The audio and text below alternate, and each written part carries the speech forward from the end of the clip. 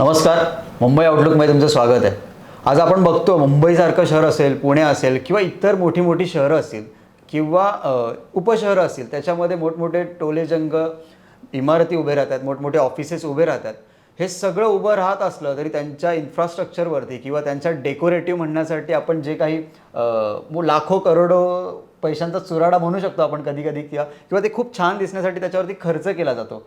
पण ह्या सगळ्यांमध्ये एक महत्त्वाची गोष्ट काही वेळेला नॉट 100%, पण कुठेतरी एक 40% वगैरे काही गोष्टींकडे, महत्त्वाच्या गोष्टींकडे दुर्लक्ष केलं जातं. ते म्हणजे असं की त्यांची सुरक्षा. आज आपण हे बघतो की प्रत्येक 4 ते 5 बातम्यांच्या मागे कुठेतरी इमारतीला आग लागली, अंधेरीमध्ये 22व्या माळ्यावर इथे आग लागली, तिथे आग लागली, किंवा हा भाग पडला, तो भाग पडला. आणि हे नवीन असं नाही की ते जुन्या जुन्या गोष्टींवरती झालं, हे नवीन गोष्टींना पण, नवीन इमारतींना हा प्रॉब्लेम येतो आहे. ह्या सगळ्यांमध्ये कुठेतरी सुरक्षा नावाचा हा विषय ग्रँटेड धरला जातो आहे का, किंवा त्याला एक दुय्यम स्थान दिलं जातं आहे का? ह्या सगळ्यांवरती चर्चा करण्यासाठी आज आपल्याकडे health safety and security environment याचे वरिष्ठ अधिकारी सुधीर थोरवे सर आज आपल्या स्टुडिओमध्ये आलेत. सर, मुंबई आउटलुकमध्ये तुमचं स्वागत आहे. मी थेट प्रश्नाकडे येतो. ते म्हणजे असं की मी जे आता काही इंट्रो दिला ज्याच्यामध्ये की ह्या सगळ्या टोलेजंग इमारतींना वगैरे सुरक्षा पुरवली जाते, किंवा मी कदाचित चुकीचा असू शकतो की त्यांना 100% तेवढं स्थान दिलं जातं की नाही देतात, त्याबद्दल तुम्हाला काय वाटतं? सुरक्षेकडे कसे बघतात ते लोक? जर तुम्ही आज कायद्याचा विचार केला तर कायदा हे तुम्हाला सुरक्षेच्या दृष्टीने काय करायला हवं आणि काय नको हवं हे स्पष्टपणे सांगतो. तुम्ही इमारत घ्या, इंडस्ट्री घ्या, किंवा तुम्ही रस्त्यावरील वाहनांचा विचार करा, प्रत्येकाचे आपापले कायदे ठरलेले आहेत. आणि त्या कायद्याची अंमलबजावणी ही जर आपण वेळोवेळी केली तर जे तुम्ही अपघातांचं विवरण करताय ते अपघात होणारच नाहीत. परंतु आपल्याकडे काय आहे की त्या सुरक्षेची पूर्तता होते, सुरुवातीला होते, कारण तुम्हाला लायसन्स किंवा इतर परमिशन्स घ्यायचे असतात. परंतु कालांतराने त्यांची मेंटेनन्स जे करायला लागतं ते मेंटेनन्स होत नाही. कालांतराने त्या ज्या तुमच्या साधनं असतात सुरक्षेची, ती साधनं बंद पडतात. बंद पडल्यानंतर त्याचा खर्च असतो, परंतु आपण त्याला दुय्यम स्थान देतो. दुय्यम स्थान ह्याच्यासाठी देतो की अरे अपघात घडेल, तो माझ्याबरोबर नाही घडणार, इतर कोणाबरोबर घडेल. एक माणसाचा गुणधर्म आहे की जे काय होईल ते माझ्यासाठी नाही होणार, इतरांसाठी होईल, आणि त्यामुळेच इथे दुर्लक्ष केलं जातं. तुम्ही आज इतके वर्ष या क्षेत्रामध्ये काम करतायत, तर मुंबई, नवी मुंबईसारख्या भागामध्ये एक मोठ्या प्रमाणावर कामगार वर्ग आज काम करतोय, आणि हे सगळं होत असताना जे ही जी ऑथॉरिटी आहे त्या ऑथॉरिटीच्या अंडर जी काही लोक सेफ्टीच्या नावाखाली असतात कामाला, तर सगळीकडेच तेवढी काय म्हणतात प्रॉपर प्रशिक्षण दिलेली लोक आहेत की फक्त आकडेवारी म्हणून भरती केलेली लोक आहेत? तुम्ही जर इन्फ्रास्ट्रक्चर कन्स्ट्रक्शनच्या क्षेत्रातला विचार करत असाल तर त्याच्यासाठी सुद्धा वेगळा कायदा आहे की कोणतंही कन्स्ट्रक्शन काम करताना त्या कायद्याची अंमलबजावणी झाली पाहिजे. तिथलचा कामगार सुरक्षित राहायला पाहिजे, आणि तो सुरक्षितरित्या काम करण्यासाठी ज्या गोष्टी आवश्यक आहेत त्या कराव्या लागतात. उदाहरणार्थ, आपण उंच बिल्डिंगचं बांधकाम करतो त्यावेळेस तुमच्या बाहेरच्या साईडला जे स्कॅफोल्डिंग बांधलं जातं त्या स्कॅफोल्डिंगचं स्टँडर्ड आहे.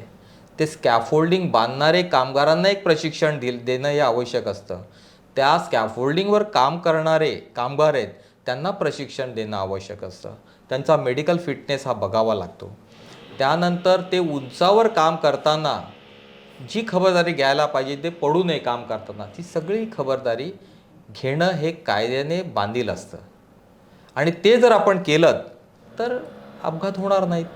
एक म्हणजे एक सर्वसामान्य नागरिक म्हणून माझा असा प्रश्न असेल की एखाद्या इन्फ्रास्ट्रक्चरवरती किंवा एखाद्या प्रोजेक्टवरती आयडियल सुरक्षा म्हणजे नेमकं काय काय गोष्टींचं इन्क्लुडेशन असलं पाहिजे त्याच्यामध्ये?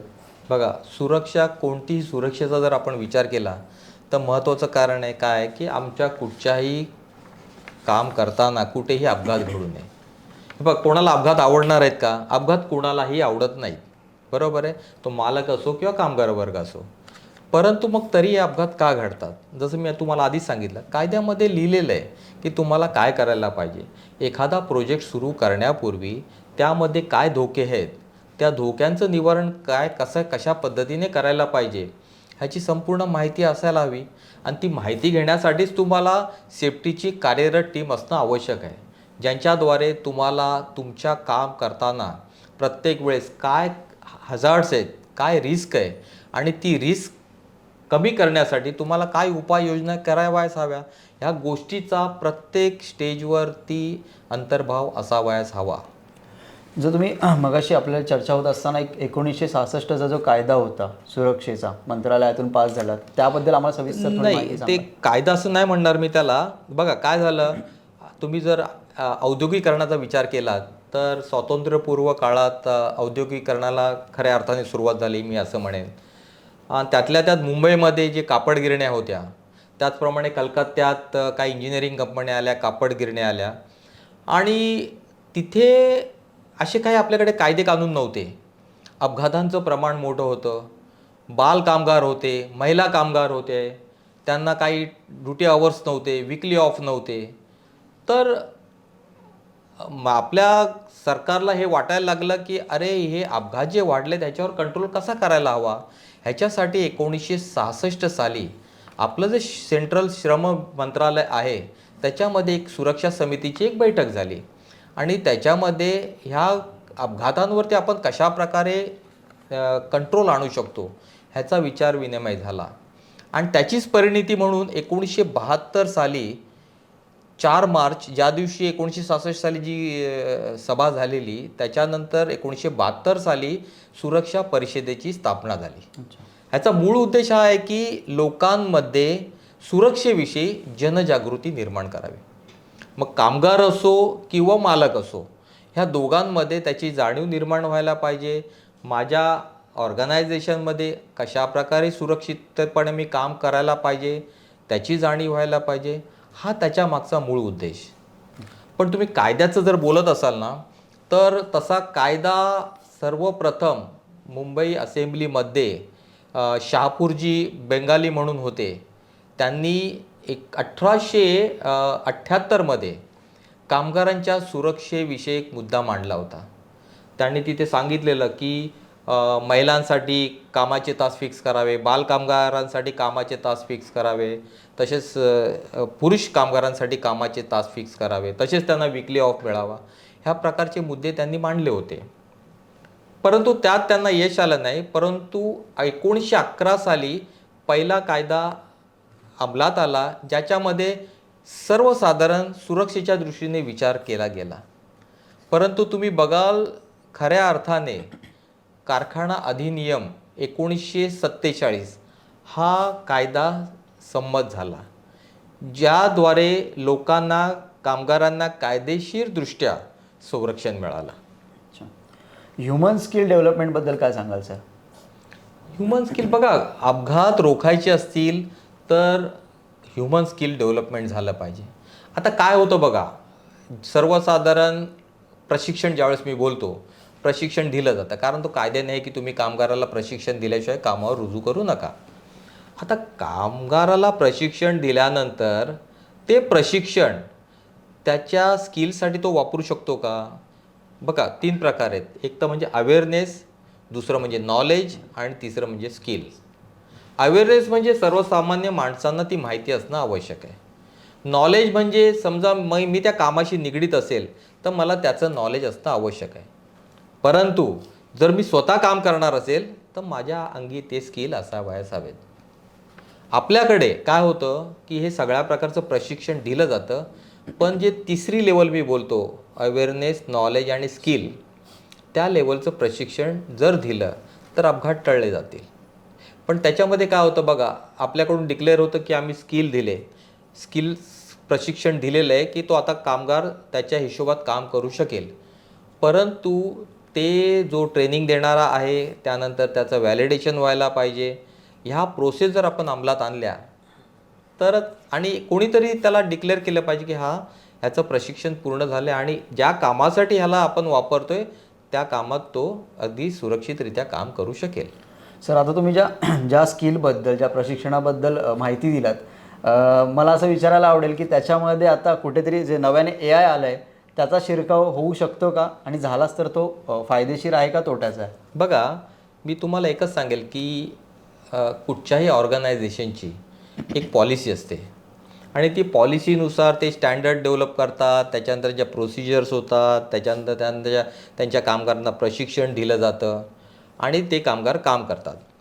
पण तुम्ही आता ॲडव्हान्स टेक्नॉलॉजीचा जर विचार केला आणि तुम्हाला जर ह्युमन एरर टाळायची असेल तर AIचा नक्कीच फायदा होईल. टेक्नॉलॉजी काय म्हणते की कमीत कमी माणसांकडून चुका होणार नाहीत ह्याची काळजी टेक्नॉलॉजी घेत असते. आणि काय होतं ते अगदी बरोबर आहे की माणसांकडून चुका होणार नाही अशी जर तुमची टेक्नॉलॉजी असेल तर अपघात होणारच नाहीत. आणि तुम्ही जर आर्टिफिशियल इंटेलिजन्सचा विचार केलात तर नक्कीच ॲडव्हान्स टेक्नॉलॉजीसाठी त्याचा फायदा होतो. पण त्याचबरोबर तुम्ही बघाल आता आता जे स्कॅम होतात या टेक्नॉलॉजीचे, ते स्कॅम म्हणजे दुसरी बाजू पण आहे. तर त्या दुसऱ्या बाजूपासून पण संरक्षण देणे आवश्यक आहे. म्हणजे एका ठिकाणी फायदे आहेत, दुसऱ्या ठिकाणी तोटे पण आहेत. पण तोट्यांवरचं निवारण करणं हे सुद्धा टेक्नॉलॉजीचंच काम आहे. त्याच्यावरती जास्त कॉन्सन्ट्रेट होणं आवश्यक आहे. आज आपण बघतो सर, कुठलंही ऑर्गनायझेशन असेल, कुठला संघ असेल किंवा कुठल्या स्टाफ टीम असेल, कुणालाही एका नेतृत्वाची गरज असते. तसं या क्षेत्रामध्ये कुठलं नेतृत्व असतं, त्याला काय म्हणतात, आणि त्याच्याकडे आता हे एवढं सगळं मोठं सांभाळायचं, सगळ्या गोष्टी लोकांच्या सुरक्षते म्हणजे स्वतःच्या सुरक्षतेबरोबर दुसऱ्यांच्या सुरक्षतेची जबाबदारी, तर त्याच्या अंगी कुठले कुठले स्किल असणं गरजेचं आहे.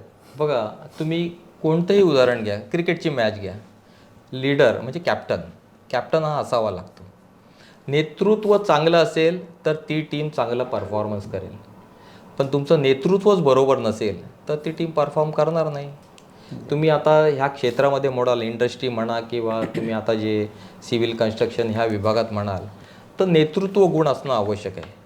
लीडर कसा असायला पाहिजे, तो त्याच्या टीमला बरोबर घेऊन जाणार असला पाहिजे. त्यांच्या डोक्यात हा विचार पाहिजे की माझ्या ऑर्गनायझेशनमध्ये कुठच्याही प्रकारचा अपघात होता कामा नये, हे माझं ध्येय असायला पाहिजे. बरोबर आहे. आणि त्याच्यासाठी त्याच्या अंगी जे नेतृत्व गुण आहेत त्याचा त्याने कसोशीने वापर करायला पाहिजे. पण लीडर हा सगळ्यांना बरोबर घेऊन जाणार असला पाहिजे. आमच्या इंडस्ट्रीमध्ये आहे ना की हेल्मेट घातल्याशिवाय तुम्ही कामावर जाऊ नका. आता तुमचा लीडर तुम्हाला सांगतोय की हेल्मेट घाला आणि तुम्ही त्याला बघताय की अरे तो कित्येक वेळा हेल्मेटच वापरत नाही, तर त्याला आपण लीडर नाही म्हणणार. आणि तिथे तुम्ही तो जो सुरक्षेचा कल्चर डेव्हलप करू इच्छिता तो कधीच होणार नाही. तर नेतृत्व हे फार मोठ्या प्रमाणात तुमचं सुरक्षा कल्चरास डेव्हलप करण्यासाठी काम करतं असं मी म्हणेन. अच्छा सर, शेवटच्या प्रश्नाकडे येतो, पण तो खूप महत्त्वाचा प्रश्न असा वाटतो मला की जसं मी पहिल्या इंट्रोमध्येच म्हटलं की आज आम्हाला 4 बातम्यांनंतर आम्हाला कुठेतरी काहीतरी घातपाताची बातमी करावी लागते. लाईक मग ती कुठे आग लागलेली असेल किंवा आणखी कुठून इमारत कोसळली असेल, ह्या सगळ्यांमागची प्रामुख्याने कारणं काय असेल, प्रमुख कारणं काय असतील त्यांची? आता बघा, तुम्हाला मी सांगतो, भारतामध्ये तुम्हाला खरं वाटणार नाही, भारतामध्ये औद्योगिकरणामध्ये दिवसाला 500 लोकांचे बळी जातात. एवढं मृत्यूचं प्रमाण मोठ्या प्रमाणात आहे.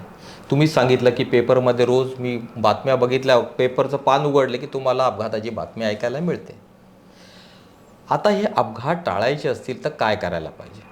पहिली गोष्ट म्हणजे आपल्याकडे कायदे अतिशय चांगले आहेत, पण त्या कायद्याचं ज्ञान असणं आवश्यक आहे.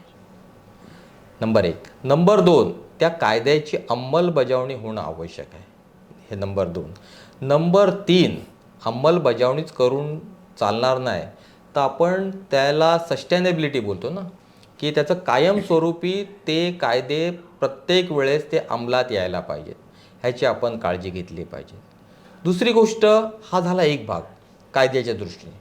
दुसरा भाग हा आहे की काम करताना माझ्या कामामध्ये जे संभाव्य धोके आहेत त्या धोक्यांना मी ओळखता आलं पाहिजे.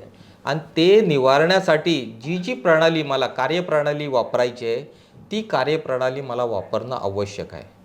तिसरी गोष्ट, ती कार्यप्रणाली नेहमी कार्यरत असणे आवश्यक आहे. तुम्ही कार्यप्रणाली लावली आणि तुम्ही बिंदास झाले, कामगार बिंदास झाला, अरे माझ्याकडे हे सगळे कंट्रोल मेजर्स आहे त्यामुळे या मशीनमधून मला काय अपघात होण्याची शक्यता नाही आहे, पण ती कार्यप्रणाली खरंच कार्यरत आहे का प्रत्येक वेळेस, ते असणं आवश्यक आहे. आणि चौथा महत्त्वाचा मुद्दा जो मी वारंवार सांगतो आहे की प्रशिक्षण. तुमचा कामगार हा प्रशिक्षित असायला पाहिजे.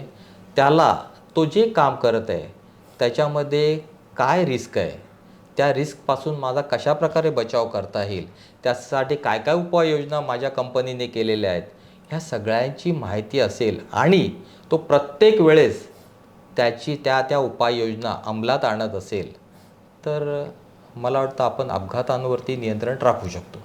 सर, तुम्ही प्रशिक्षणावरती भर दिलात तर माझ्या मनामध्ये एक प्रश्न निर्माण असा झाला की आत्ता लोकांना एखाद्या क्षेत्रामध्ये शिरकाव करायचा असतो किंवा त्याच्यामध्ये काम करायचं असतं, पण बऱ्याचदा तिथे शिरायचं कसं, म्हणजे त्याच्यासाठी प्रामुख्याने शिक्षण कोणतं घ्यायचं, मग त्याच्यासाठी काय कोर्स करावा लागतो, कुठलं शिक्षण घ्यावं लागतं, हे सगळं आधी माहिती असणं खूप गरजेचं असतं.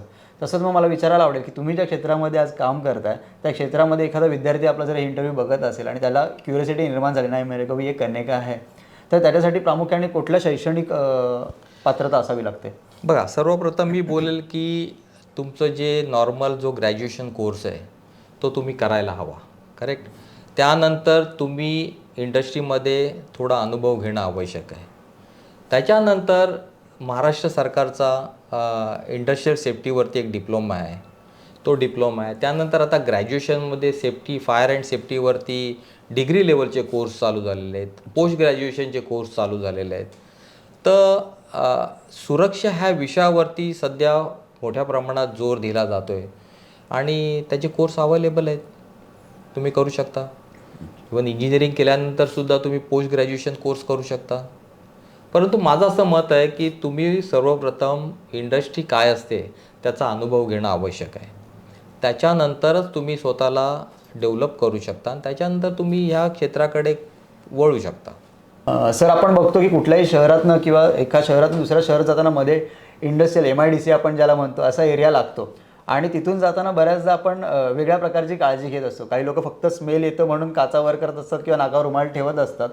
पण हे सगळं जात असताना औद्योगिकीकरणाबरोबरच जेव्हा आपण MIDCतून वगैरे जातो तिथे आपण मोठ्या मोठ्या पद्धतीचे बॉयलर्स बघतो, टँकर्स बघतो, म्हणजे ज्याचे आपल्याला नावावर माहीत नसतात अशी साधनं आपल्याला दिसतात, यंत्रसामुग्री आपल्याला दिसते.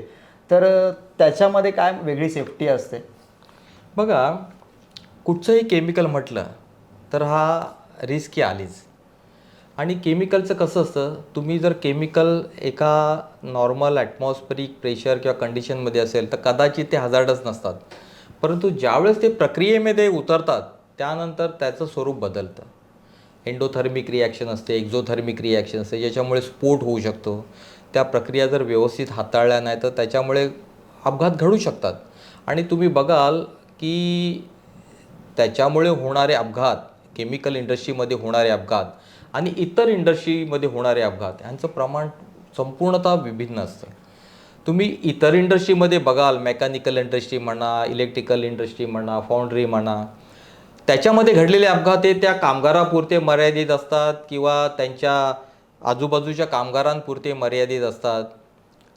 परंतु केमिकलमध्ये झालेला अपघात हा केवळ कामगारापुरता मर्यादित नसतो, त्याच्या ग्रुपपुरता मर्यादित नसतो, त्याच्या प्लॅनपुरता मर्यादित नसतो, तो तर बाहेरच्या लोकांनाही त्याचा इफेक्ट होऊ शकतो. आपण भोपाळचा इन्सिडेंट माहितीच आहे, कित्येक हजारो लोक आज त्याच्यामध्ये मृत्युमुखी पडले. तर केमिकल इंडस्ट्री अशी आहे की त्याच्यामधले जे काही खतरे आहेत, हजार्ड्स आहेत, ते त्वरित ओळखायला पाहिजेत आणि ते हाताळतानाही त्याची एवढी काळजी घ्यावी लागते, मुबलक काळजी घ्यावी लागते. जसं मी आता आधीच्या ह्याच्यात म्हटलं की एक प्रणाली असते, कंट्रोल प्रणाली, की ती प्रणाली सतत कार्यरत असणं आवश्यक आहे. कामगार प्रशिक्षण हे मी सारखंच सांगतोय कारण तो एक महत्त्वाचा दुवा आहे. जो ती प्रक्रिया हाताळतो त्याला संपूर्णतः चांगलं प्रशिक्षण मिळणं आवश्यक आहे. त्याचबरोबर केमिकलचे मुख्यतः 2 प्रकार मी सांगेल तुम्हाला. एक म्हणजे हेल्थ हजार्ड आणि दुसरा म्हणजे फायर हजार्ड. त्याच्यानंतर तिसरा रिॲक्टिव्हिटी हजार्ड हा एक प्रकार आहे जे टू केमिकल इंटरॅक्शन होतं तो. परंतु हेल्थ हजार्ड काय आहे हे मला कामगार म्हणून माहिती असणं आवश्यक आहे. त्याच्यापासून मी स्वतःला कसा बचाव करायचा ते माहिती असणं आवश्यक आहे. दुसरा मुद्दा मी सांगितला फायर, आग लागू नये म्हणून मला काय काळजी घेतली पाहिजे हा एक पार्ट झाला. दुसरा पार्ट, आग लागल्यास मला त्वरित काय उपाययोजना करायला पाहिजे. आणि त्या दोन्ही प्रकारामध्ये तुमच्या ज्या कार्यप्रणाली आहेत त्या कार्यरत असणं आवश्यक आहे, जेणेकरून आपल्याला ते अपघात टाळता येतील आणि मोठ्या प्रमाणात होणारी वित्तहानी आणि मनुष्यहानी ह्याच्यावरही आपल्याला कंट्रोल करता येईल. आपण बघतो की आपण आज स्वतः जीवनशैली आपली आत्मसात करत असताना मेडिक्लेम काढतो, वाहनाचा मेडिक्लेम काढतो, फॅमिलीचा काढतो, ह्या सगळ्या गोष्टी करत असताना म्हणजे एक प्रकार मेडिक्लेमचा अर्थ सुरक्षा मला म्हणायचं आहे, सुरक्षेकडे लक्ष देत असतो. तर सरांनी सांगितलेल्याप्रमाणेच की औद्योगिकरण सुरक्षा हा देखील आपल्या लाईफमधला किती महत्त्वाचा फॅक्टर आहे, तर त्याच्याकडे आपण प्रामुख्याने लक्ष दिलंच पाहिजे. धन्यवाद सर, मुंबई आउटलुकला वेळ देऊन प्रेक्षकांना महत्त्वपूर्ण माहिती दिल्याबद्दल. नमस्कार. धन्यवाद.